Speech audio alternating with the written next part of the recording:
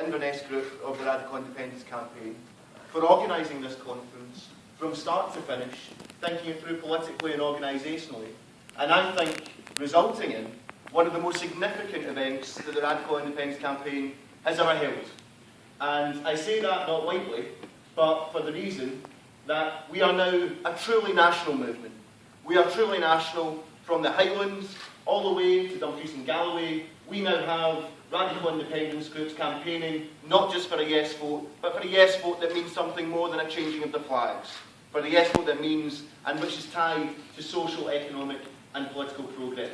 So a huge congratulations to this group, and a massive, I think, thank you also to one of the people that I've been working closely with, not over this conference by any stretch of the imagination, but over the last number of months, Conor Cheney, one of the people, one of the many young people involved in the Radical Independence Campaign, who actually shows us how bright our political future can be as a left, with those sorts of people leading from the front and developing the left with new and with fresh ideas.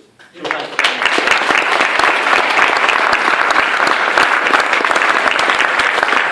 I don't want to say too many words because it would be good if in this session we can have some discussion, but the framework of it is, and the question posed, is about mobilisation of the people, of the campaign, and of how we can connect with the population at large.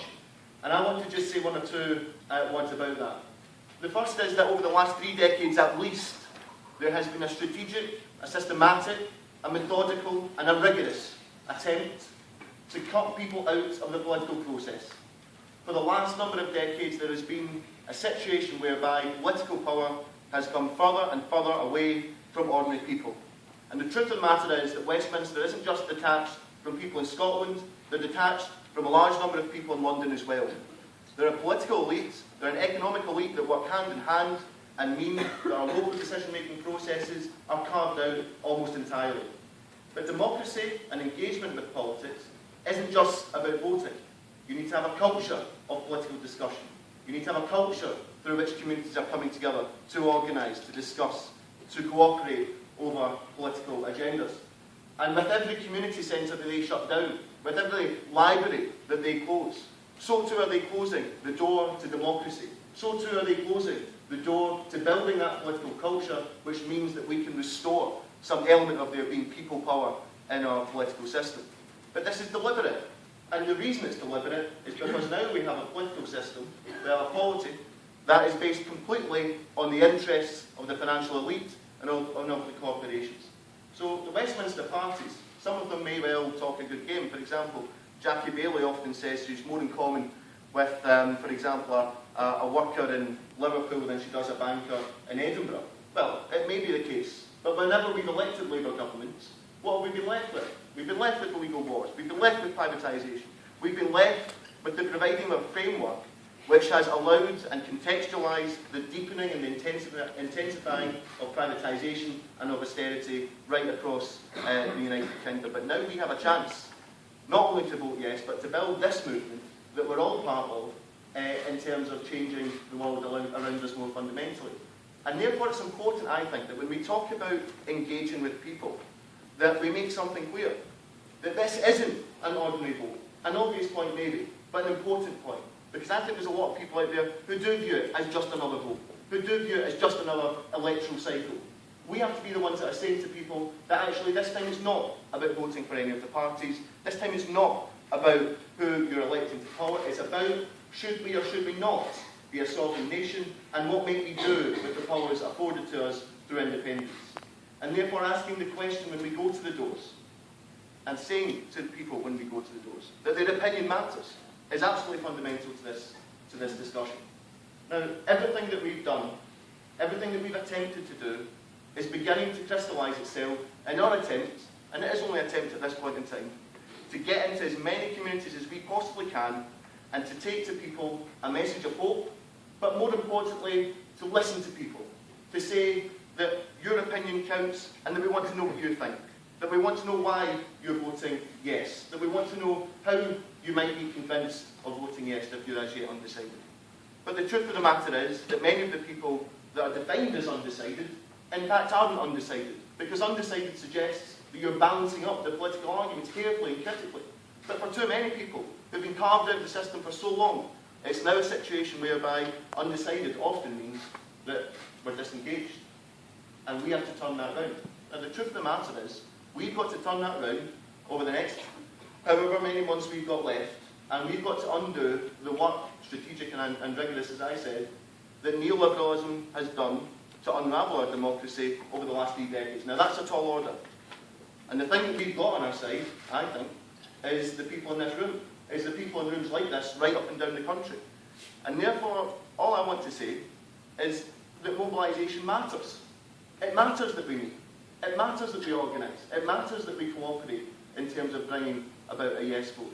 But it also matters that we're doing it with an element of strategy. That it also matters that we're doing it with an element of where we're going, why we're doing it, what's it for, what's the purpose. And we need that purpose to be clear. We need the purpose that's ran through all the discussions that we've had today about democracy, about youth unemployment, about all of the questions which people are facing. We need that to be front and centre of the discussion that we have with people. And we need to say something else, loudly and clearly, and I think we need to keep saying it. This is not about the SNP. This is not about Alex Salmond. And the Radical Independence Campaign are not attack dogs for Alex Salmond, like Willie Rennie had the cheek to say about our own protest with that.